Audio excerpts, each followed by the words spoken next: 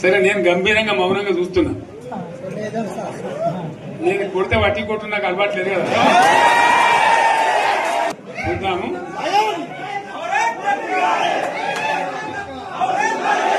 నాకు కానీ అన్నట్టుగా నేను చూస్తా ఉన్నా. కానీ మనోళ్ళందరూ కూడా ప్రతిపాదిస్తుంది ఏంటంటే, ఒక సంవత్సరం జరిగిపోయింది, సంగమేశ్వర ఆన్నే పన్నది, బసవేశ్వర ఆన్నే పన్నది, పాలమూరు ఉత్పత్తుల పథకం ఆన్నే పన్నది, కాళేశ్వరం అట్లా ఎండబెడుతున్నారు.